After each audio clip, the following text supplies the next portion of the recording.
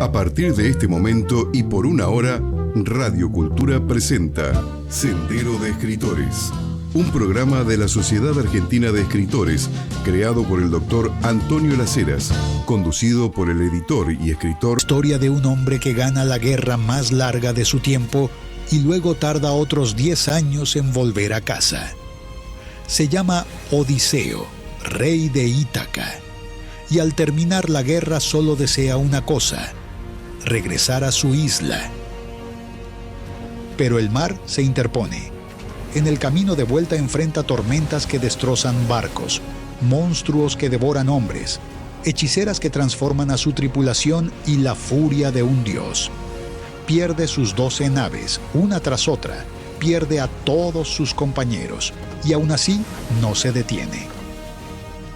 Su esposa, Penélope, lo espera en Ítaca sin saber si sigue vivo. Su hijo, Telémaco, crece sin recordar el rostro de su padre. Por ellos, Odiseo está dispuesto a cruzar el fin del mundo conocido.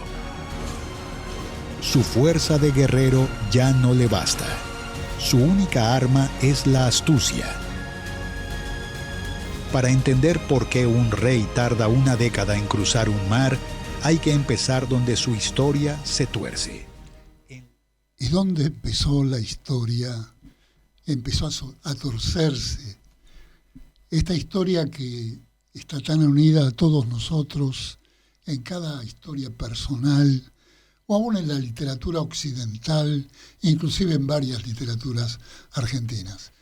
Estoy aprovechando la marea de esta gran película de Christopher Nolan, que está en los cines de Buenos Aires y en las plataformas, sobre Odiseo, más conocido por nosotros los latinos como Ulises, el famoso Ulises que salió de Ítaca y tardó 20 años, 10 años para conquistar Troya y otros 10 para volver a casa lleno de aventuras.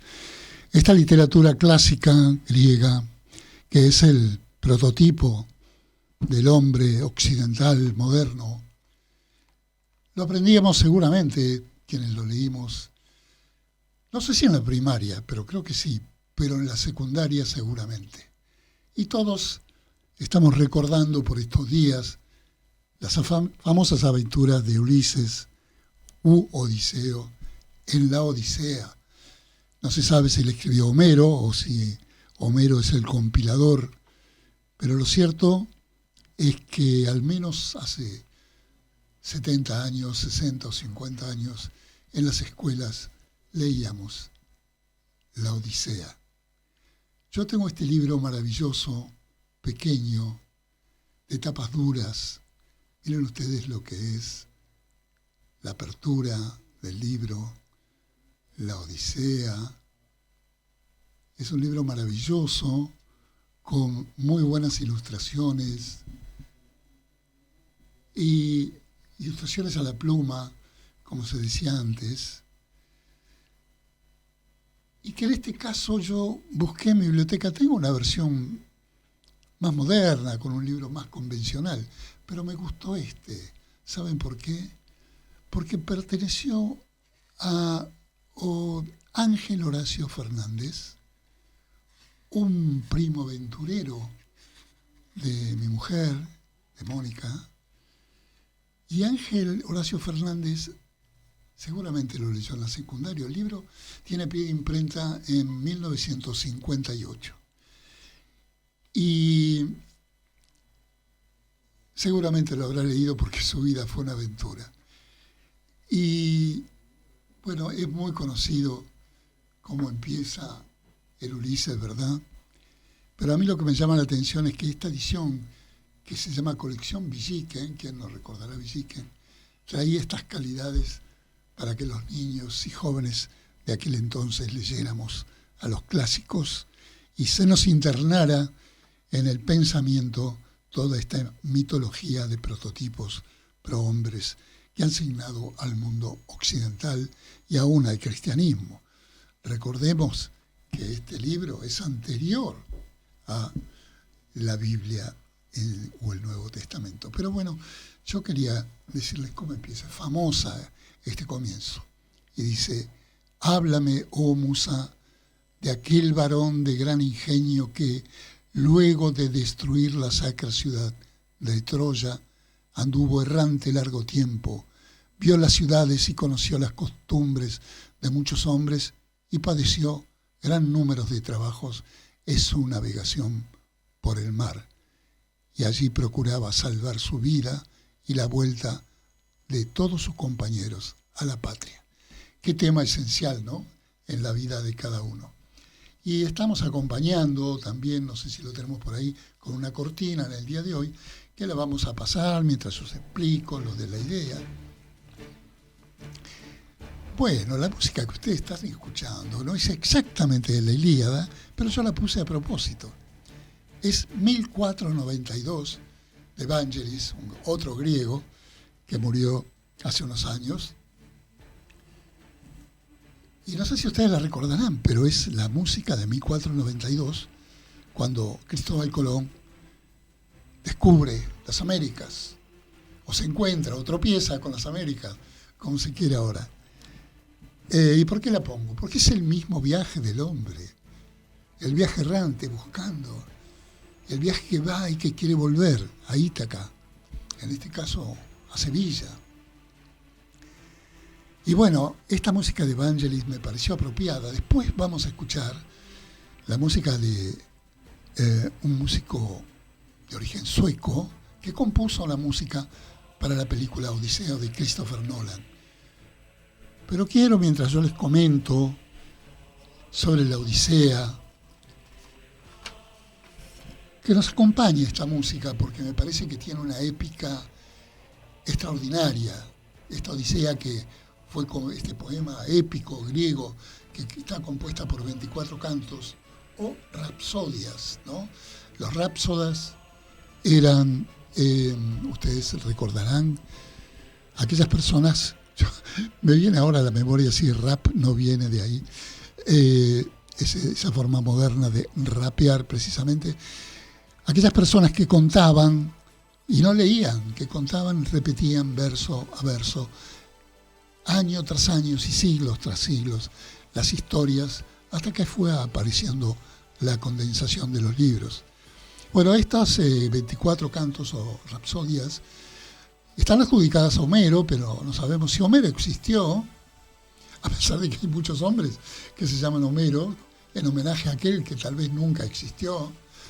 Pero bueno, se le da como compilador de todas estas rapsodas que distribuyeron estos cantos por esos mares del Medio y cercano Oriente y el sur de Europa, que eran las zonas donde todos los mitos crecieron. Se cree que fue compuesta en el siglo VIII a.C., en los asentamientos que tenía Grecia en la costa oeste, del otro lado, en el Asia Menor, digamos en Turquía, al momento de hoy. Según otros autores, la Odisea se completa después, en el siglo VII a.C., a partir de poemas que solo describían partes de la obra actual. Fue originalmente escrita en lo que se ha llamado el dialecto homérico. Pero yo tengo una historia, si quieren, un poco más dura para contarles. Como todas las historias modernas, todas las batallas no son de naciones, odios y rencores, sino que tienen un sentido económico. La historia se mueve por razones que a veces están ocultas, pero profundamente son económicas, como la independencia argentina, como el descubrimiento de América. Todo ocurre por una razón economicista. En la película de Nolan, Odiseo y Penélope, porque Penélope, todos recordarán, es la mujer que lo espera en Ítaca y teje y desteque, comparten un diálogo sobre estos motivos que empujan a asediar Troya, ¿no?, que es donde se va Odiseo. Y en razón de que parece ser que es una guerra de nacionalismos, pero es solamente el pretexto, porque Troya, en esa época, en esas batallas interminables, que fue una idea de Odiseo / Ulises, construir ese caballo de Troya, tenía una razón económica. ¿Por qué? Porque Troya es la ciudad que controlaba el estrecho de los Dardanelos, ese que hoy también es tan importante como el petróleo hoy. Y ese estrecho conecta con el Mar Negro. Y allí estaban las riquezas, hoy como entonces, hace 3.000 años atrás. En ese momento estaban allí las principales minas de estaño. Este metal es para la época, como lo es el petróleo en nuestros años. ¿Por qué? Porque se usaba para hacer la fundición de las armas, para hacer las armas de bronce. Y el que tenía las armas de bronce más imbatibles que otras, que las de cobre, era el que tenía el poder. Y esta es la razón, tal vez, oculta, de la famosa guerra de Troya, que comenzó alrededor de 4.000 años antes de Cristo. Escribe poesía, ficción, ensayo, novela, dramaturgia. Entonces tiene que pertenecer a la Sociedad Argentina de Escritores. Lo esperamos para darle toda la información de lunes a viernes de 14 a 19 horas en nuestra sede de la calle Uruguay 1371, Ciudad de Buenos Aires.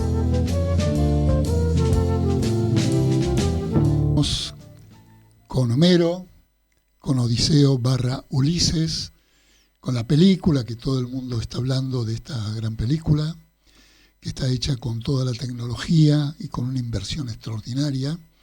Y yo estoy con este modestísimo ejemplar de la Odisea, impreso en 1958 por la editorial Atlántida para la colección Villiquen, que me parece muy simpático porque estos eran los libros que 3 o 4 generaciones atrás leíamos en la escuela y en la secundaria, y nos formábamos para esta Argentina que hoy añora la cultura de aquellos años, inmersa en la tecnología actual. Pero lo cierto es que esta colección roja de la biblioteca Villiquen, que reúne antologías y resúmenes, dice sobre este Ulises: pasados los 20 años, el héroe regresa en secreto y junto con su hijo y 2 fieles servidores castiga a los pretendientes vengando su honor ultrajado. Regresa a la famosa Ítaca. Tal es el argumento de la Odisea, poema de Homero, que junto con la Ilíada constituyen las 2 joyas más preciadas de la antigua poesía épica de Grecia. Ustedes saben, la Ilíada son los primeros 10 años que trata sobre la guerra de Troya, y la Odisea los segundos 10 años que trata del regreso a Ítaca, un lugar al que todos creo que volvemos, porque nada hay más emocionante y evocador que la infancia, el hogar y la patria. Y bueno, esto parece ser que es eterno desde hace 4.000 años. Pero estamos aquí en Sendero de Escritores y vamos a ver las novedades que tenemos en el mundo de las letras con nuestra tradicional música sobre las noticias literarias.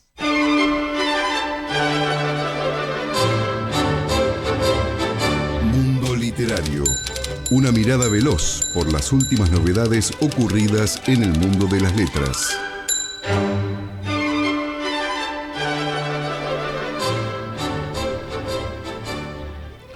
Bueno, estábamos hablando de una obra monumental. Vamos a tratar todo el día de hoy sobre la Odisea, sobre Homero, pero quiero comentarles de una gran obra monumental, pero cinematográfica. ¿Y sobre quién? Sobre un monumento ya patricio de la Argentina, como es Jorge Luis Borges. Lo cierto es que Mariano Ginás, un cineasta argentino que ya hizo una película muy polémica, titulada 1985, realizó un extraordinario documental sobre el gran bate argentino que dura nada menos que 5 horas. En esas 5 horas, Ginás reunió todo el material existente sobre Borges. Videos, audios, objetos, fotografías, declaraciones. Es un trabajo realmente monumental. Y bueno, la noticia dice que el gran documental de 5 horas sobre Borges será presentado ¿dónde? En el Festival de Venecia. El documental Biografía de Jorge Luis Borges, dirigido entonces por Mariano Ginás y con una duración maratónica de 330 minutos, 5 horas y media, tendrá su estreno mundial fuera de la competencia de la 83 edición del Festival de Venecia, que ocurrirá del 2 al 12 de septiembre de ahora, en el 2026. ¿Cómo son los detalles del documental? Vayamos al formato. No utiliza actores ni recreaciones ficcionalizadas. Y el enfoque recorre geografías clave, manuscritos, primeras ediciones y correspondencia para narrar la vida del autor y juntamente con él un siglo de literatura. ¿Cómo es la producción? Bueno, estuvo a cargo de El Pampero Cine, que pertenece a Laura Chittarella, por encargo del Institute for Studies of Latin American Art de Nueva York. ¿Quiénes son los protagonistas? Ernesto Montequín, Nicolás Helf, Laura Paredes, Milva Leonardi y Pablo Dacal. Este extraordinario documental sobre Borges de 5 horas y media, entonces va a ser estrenado ahora fuera de competencia en el Festival de Venecia y luego seguramente será distribuido para plataformas. Creo que la semana que viene voy a poderles dar más información sobre este particular trabajo del gran Ginás, cineasta y director argentino.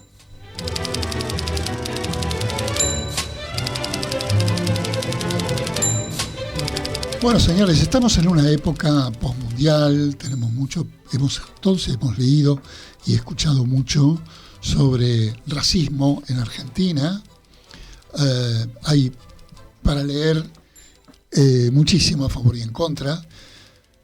No nos hacemos cargo de cómo surgió esto, seguramente está insuflado por las redes y creo que hay varias circunstancias que conllevan a tildar a la Argentina como racista, cosa que dije, seguramente es por la especialidad de la Argentina y tampoco digamos que sufrimos las consecuencias de no ser la Cenicienta, sino ser los campeones que estaban jugando un mundial, y todo el mundo siempre está a favor de la Cenicienta, pero nos han dicho un montón de cosas sobre el racismo, y yo considero que puertas adentro tenemos muchas cosas que debatir en la Argentina sobre el racismo, justamente un país que ha reunido a todas las razas del mundo como un crisol en este territorio vastísimo, y donde naturalmente no nos percibimos como racistas, tal vez sí como clasistas, y justamente, yo no estaba previsto esto, pero la editorial MC, y esta es la noticia que quiero comentar, acaba de publicar, muy oportunamente, sin saberlo, un libro que se titula Marrón Cabeza, que es del escritor argentino Walter Lescano, a quien conozco bien por su trayectoria dentro de la música y por su trayectoria dentro de la literatura. Es un académico de nota. Pero bien, Marrón Cabeza, ustedes ya deducen por el título de qué se trata. El ensayo es un ensayo autobiográfico donde Walter Lescano nos abre las puertas de su vida para que conozcamos en detalle el trayecto que va del infierno de la pobreza al paraíso del amor a la literatura, que seguramente es su propia historia, como él lo dice en esta biografía. Un paraíso plagado de demonios y adversidades, de feroces batallas cotidianas y con la tentación de la resignación al alcance de la mano. Me refiero a la gente a la que llaman marrón, que a veces la única oportunidad que tiene en la vida es la resignación. No es el caso del excelente escritor Walter Lescano, que dice: la literatura salva. Es una frase inofensiva que suele servir para souvenir de cumpleaños, pero en su caso abruma de mucha literalidad. El autor nos cuenta cómo pudo soñar una vida prohibida para los sujetos racializados gracias a la insistencia, miren ustedes, de una madre superlativa. Una madre que lo obligaba a leer El Quijote cuando aún era adolescente. Recuerden cuando yo menciono este libro que nos obligaban a leer, tanto como El Quijote como el Martín Fierro, en la escuela primaria y en la escuela secundaria. Sigo con Marrón Cabeza de Walter Lescano. La madre lo obligaba a leer El Quijote cuando aún era un adolescente.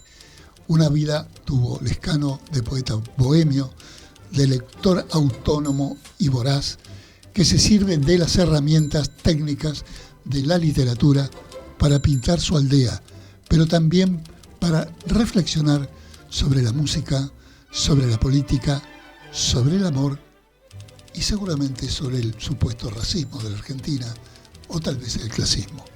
De esto trata la autobiografía Marrón Cabeza de Walter Lescano.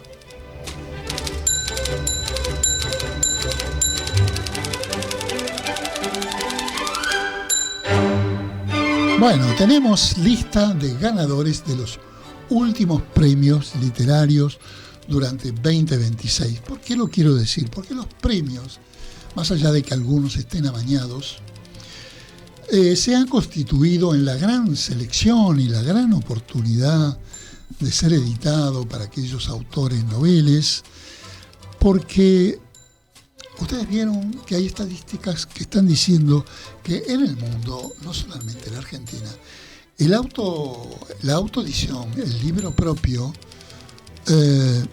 está en su cúspide, su momento más alto, porque las editoriales no están imprimiendo, arriesgando con autores nuevos, con novedades.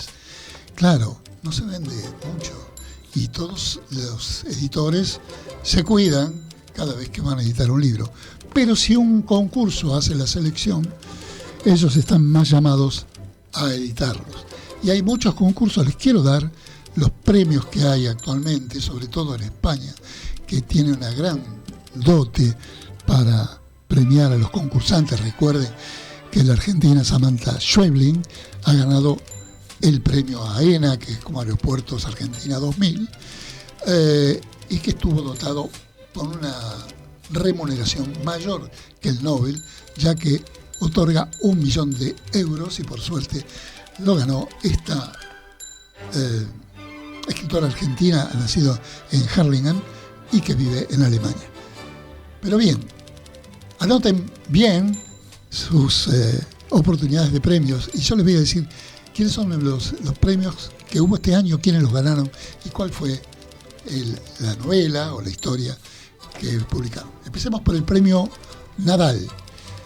Bueno, lo ganó David Duclés con La ciudad de las luces muertas. También tenemos el premio Biblioteca Breve. Lo ganó Elma Correa con Donde termina el verano. Otro premio importante es el premio Primavera de novela, que lo gana Elvira Mínguez con La educación del monstruo. Y este es un premio que a mí me gusta mucho porque fue el escritor que me enseñó a escribir, si mal escribo o bien escribo, no lo sé, pero él me lo enseñó, que es el premio Azorín.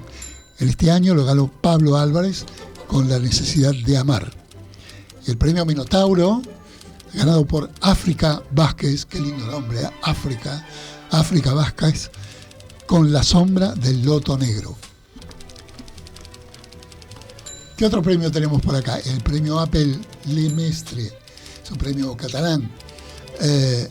lo ganó María Leach con Las cosas importantes no son cosas. El premio Paidós, editorial presente también en Argentina, lo gana Cristina Monge. Vea cuántas mujeres entre los premiados. ¿Con qué obra? Contra el descontento.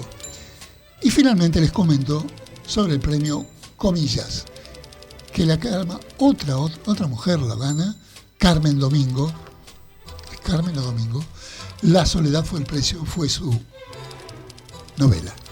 Bueno, el operador va a volver por ahí con una cortina, con unos avisos, y luego volvemos con un temita que tengo por ahí para hablar de los premios Nobel.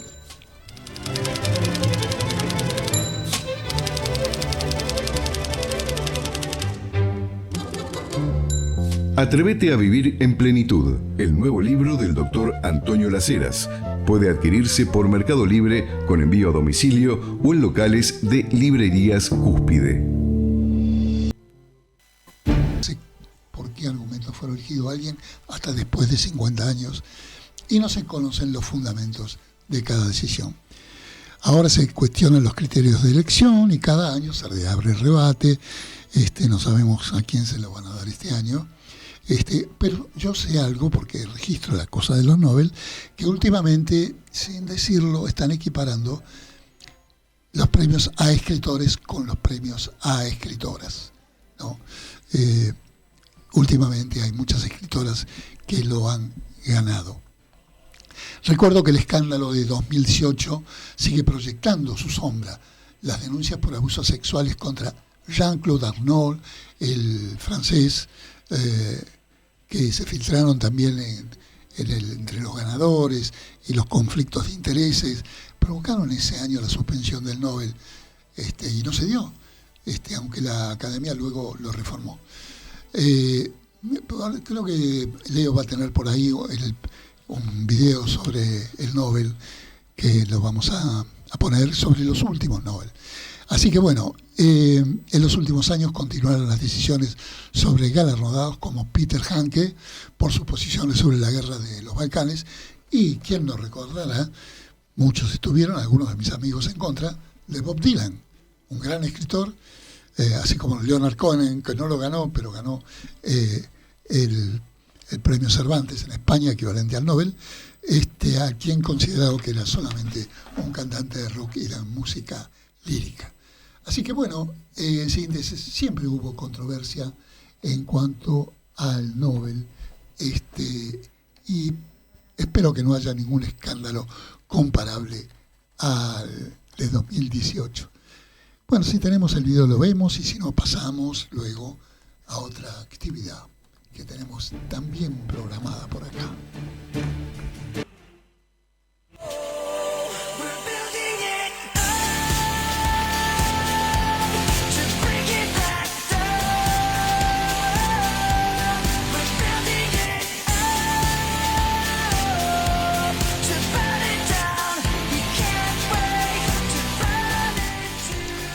Bueno, se los voy a deber porque me confundí y tengo solamente el audio y no tengo las imágenes, que es donde se representan los últimos 15 premios Nobel. Pero por ahí Leo me puede ir preparando un video extra que tenemos sobre la música, que creo que fue aportado últimamente, sobre la música que quiero que ustedes vean, de la película Odiseo,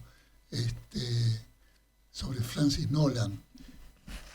Les recuerdo que la película de Nolan, que tardó muchos años en filmarse y que tiene un larguísimo metraje, tiene una música muy particular que no tiene nada que ver con la que yo voy pidiendo de Vangelis. Es lo último que mandé vía otro mail, digamos. Quiero decirles que la música de Vangelis, también épica, que además hizo una composición extraordinaria de otra gran película que los que tengan algunos años recordarán como Carrozas de Fuego. Pero bueno, quería decir que el cine épico ha descubierto a grandes autores muchos italianos, muchos griegos como Vangelis y algunos franceses también que han hecho historia como narradores musicales de las épicas. Así que ahora les voy a dejar este video audio sobre cómo fue compuesta la rarísima banda de sonido del Odiseo de Christopher Nolan. I love writing film scores because everything I get to do is so different. The first conversation we had was Chris telling me that he wanted something completely unique for this film. No orchestra, no familiar sounds that you've heard before in a movie like this. We wanted the film to feel like a recognizable world to people, even though it was going to be ancient Greece. We don't want it to look and feel like previous movies that take on this kind of classical world. What can we do that's more timeless than that? I knew that in order to create this completely original world, I also had to get out of my comfort zone and find sounds that I haven't worked with before. Ludwig went very deep on researching the sort of instruments that they might have had at that time. Chris had mentioned early that he was interested in aulos. He was interested in lyre. The aulos is an ancient Greek instrument. It was the most popular rock star instrument for 1,000 years. This is a replica of an aulos. The original dates from between the 6th century and the 5th century BC. We don't have any surviving reeds. So I worked with 2 other people, and we spent a while trying to work out and figure out how this bit worked at the top. We had to read lots of ancient source material and try and work out how they did it.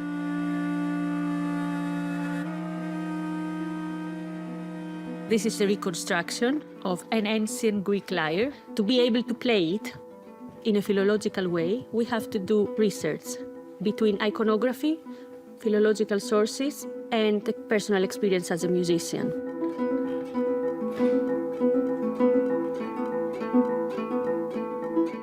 Nice! Wow! You nailed it. Another thing that Chris mentioned too early on in our conversations was to use bronze. You know, this is the Bronze Age, so gongs, you know, for example, made of bronze. You know, you can make these instruments sound a way that you never heard them before. And started to experiment with a lot of other stuff, hitting walls, hitting railings, hitting, you know, any kind of things you could find outside, like scrap metal or air conditioning units.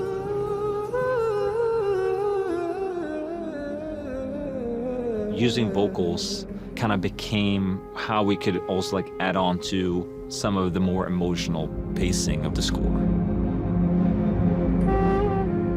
There's real intimacy and humanity in the soundtrack, and I love that because it sort of subverts all your expectations.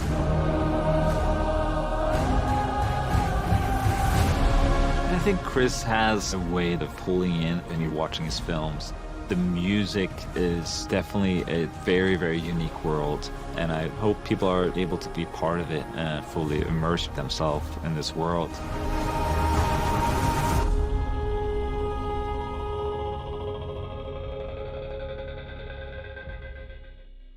Bueno, ahora sí vamos a ir a... Ya no hay más spoileo, vamos directamente a la sorpresa que tenía para hoy. Bueno, es una pequeña investigación, va. Hay dentro de las tantas musas, como Penélope que inspiró todo esto, Borges tuvo su propia musa, entre tantas, a quien le dedicó un hermoso poema, un maravilloso poema. Un poema que describió en unos versos dedicados a un libro de Enrique Banch, que bien podrían aplicársele al propio Borges. Esa historia es la historia de cualquiera, pero de cuántas hay bajo la luna es la que duele más. Es la que duele más sobre las musas, ¿no? Muchas mujeres fueron amadas por Borges, y entre ellas hay muchas que no la amaron. Y hay una de ellas que no tiene mucha investigación, que muy joven, dentro de lo que se considera joven a los 50 y pico de años, se llamaba Elvira de Alvear. Su padre, obviamente, había sido uno de los hombres más ricos del país, con el linaje de ese apellido. Y según el propio Borges, fue una de las mujeres que lo inspiraron, vean esto, para crear a dos de sus grandes personajes femeninos. Él tomó la imagen de Elvira para crear a Beatriz Viterbo y a Teodolina Villar.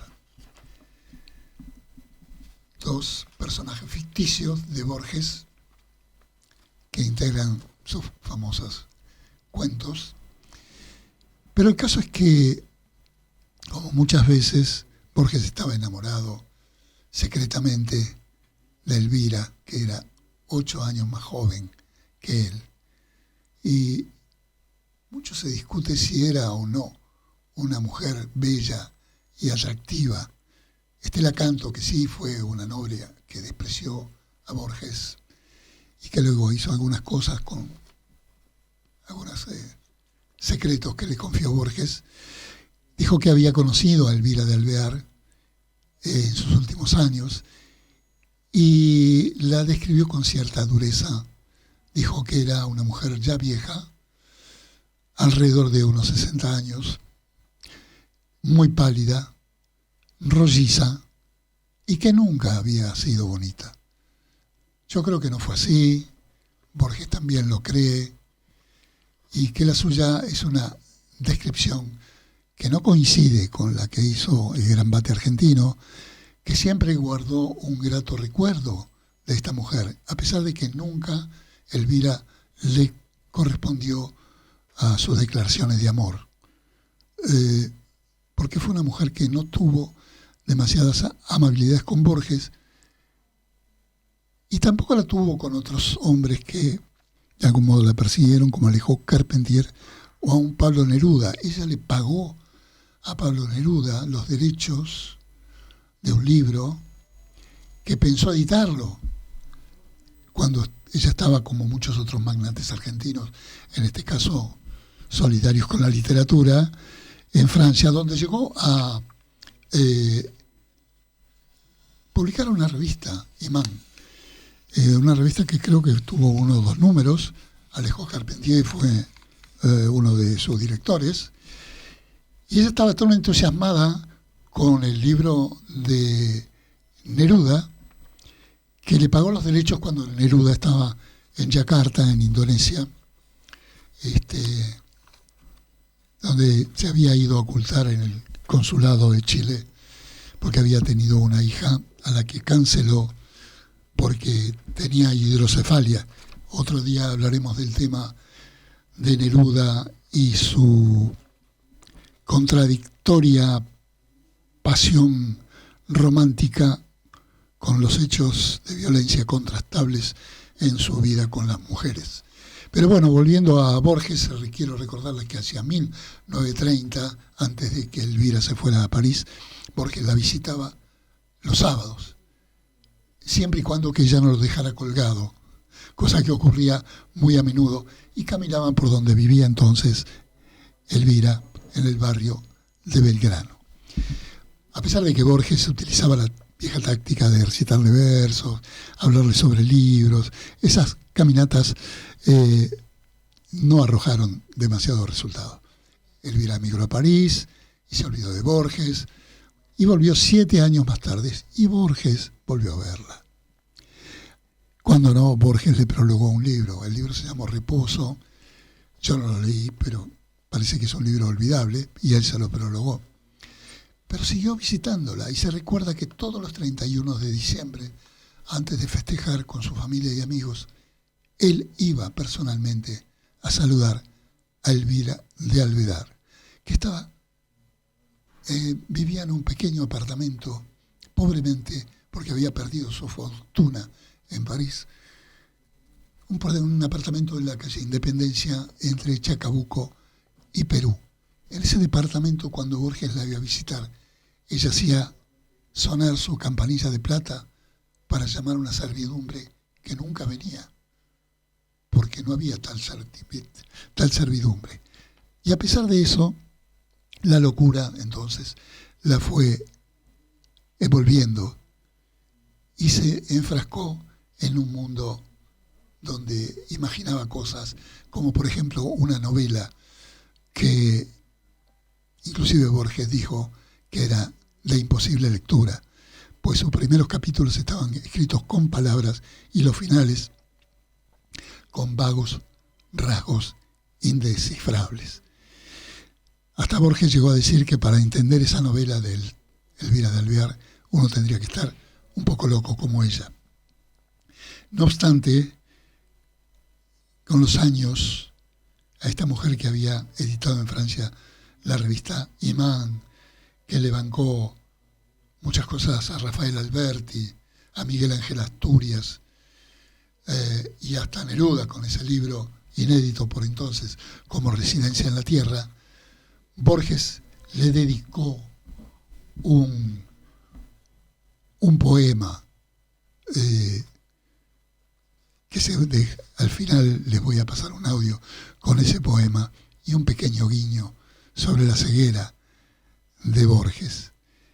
¿Pero quién fue esta musa de Elvira de Alvear? Bueno, sus padres, como digo, eran de la patriciada aristocracia argentina. Nació en un matrimonio muy curioso cerca de 1910. ¿Qué pasaba en 1910, además del centenario de la Argentina? Estaba muy difundida la llegada del cometa Halley y se decía que era el fin del mundo.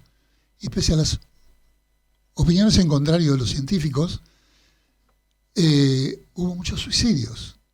Y hubo inclusive un casamiento, el de Cotita Cambaceres, la mamá de Elvira, con Diego de Alvear. ¿Por qué? Porque la novia, que además era viuda, apuró la inminencia de la llegada del cometa para casarse con su novio. Quería, dijo, rescatar, aunque solo fuera algunos momentos de final, de felicidad, antes que el colapso del cometa Halley destruyera todo el planeta. El cometa apareció el 1 de enero y esto ocurrió el 18 de mayo de 1910, y ese día, un poco antes y un poco después, hubo 427 suicidios que, según las cartas que dejaron los muertos, eran motivados por el miedo a esta catástrofe final.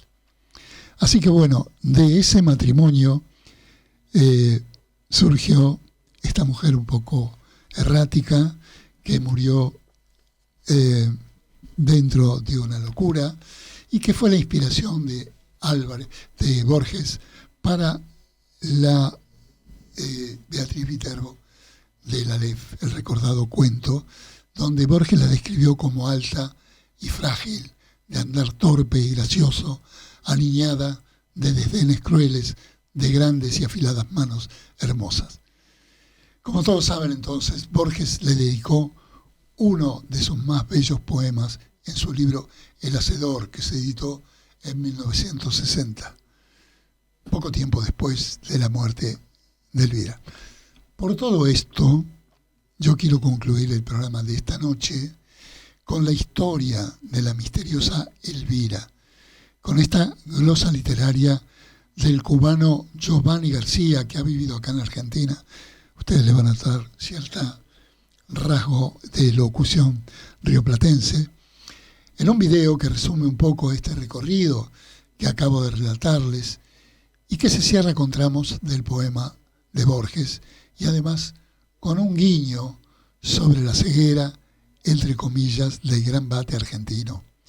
Así que bueno, en el recuerdo de aquel cometa Halley que iba a ser el fin del mundo, y este martes por la noche, que si se asoman por la ventana van a ver una luna esplendorosa, los dejo hasta el próximo martes con este video que recuerda a Borges y un amor de su vida, Elvira de Alvear.